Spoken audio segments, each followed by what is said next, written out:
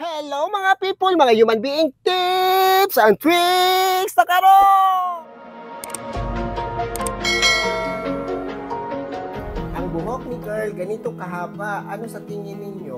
Ang buhok niya, lapit kaunti. Manipis yung buhok niya o super manipis. Hindi siya nakatry pa na magliba ng buhok ito ng kulay. Pero ang kulay niya, girl, is, ano sa tingin niyo ang kulay? Di ba? Parang made in China. That is made in China. Kasi ano ang buhok? Ganito yan ha. Halata natin naggamit siya ng mga made in China. Pag ganito, yung ang buhok parang ano ba? Tingnan ninyo, parang mga napiko. Ano ba yung napiko?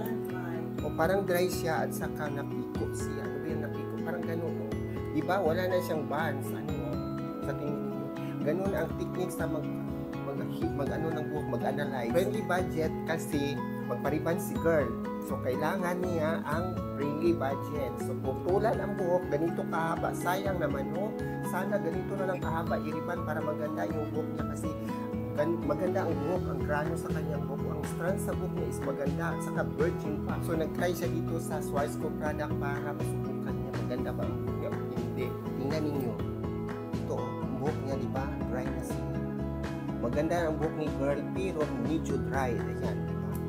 Ganito kahaba lang, depende yan sa budget sa tao. Really budget lang kasi pag ang buhok, pag kulang yung bayad, putulan yung ibang buhok kasi ano, aanhin ba yung buhok pa? Dry naman, di ba girl? Wag hindi magsayangan sa buhok. Ang importante, maganda yung buhok mo kinalabasan pagkatapos na mag-ribbon. Ganun na kahaba ang kanyang buhok. Ano sa tingin ninyo? Maganda ba tingnan? Ito si glass rebonding. Glass Swarovski rebonding. Ito yan. Magtimbang naman ulit ang bayot. Kasi pakita ko itong mga gamit para alam ninyo kung ano ang ginamit kong gamot. Pag hindi niyo makita, depende, parang ano lang, walang nangyari sa rebonding. So dapat makita ninyo para walang dayaan ba? Kasi pag hindi nyo nakita ang medisina is dinaya kayo, di ba? Ganun talaga. Ito, yung black na buhok, ito muna ang lagyan ng gamot. Ang may color, wag muna kasi nakakulor yan. Baka mabrito lang buhok. So dahan mag-apply ng mga gamot at saka ganito. Para bang nag-45 degrees ka pag-apply ng gamot para hindi yan umabot dito sa scalp.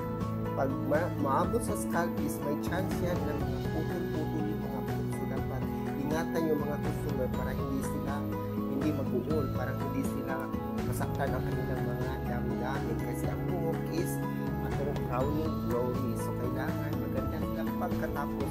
Kahit nag-apply ka ng mga gamot, kahit nagsigi kong tabi, kahit palagi ako nagsalita, nag-concentrate din yung mga utak ko. Ganun talaga mag-ribbon ng buhok. Ang purpose ng porosity balancer, katulad ng buhok ni ma'am, buhok ni girl, di ba, na may kulay, no? So, dapat lagyan talaga ng porosity balancer para hindi siya masira. Pag walang porosity, di ba nakita ninyo, pag mag-ribbon ako, may porosity talaga akong spray.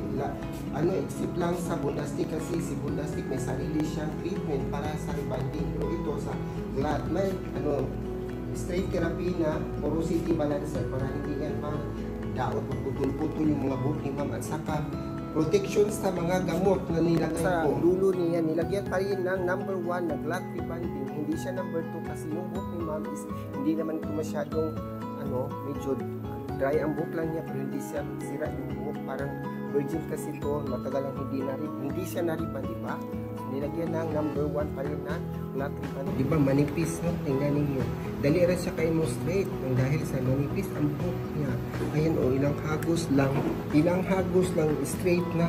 Huwag masyadong ihagos yung buhok kasi tumigas ang buhok pag masubraan ng init ang buhok. Ito na yung buhok ni girl. Kanina ang haba-haba, ngayon medyo maiksi na. Sayang ang buhok ni girl, no? Pero hindi naman sayang kasi maganda ang resulta sa ating glass rebonding. Hindi na pantay ang kulay kasi hindi pa naka-release ng loan daw, sabi ni girl. Diba girl? Joke lang!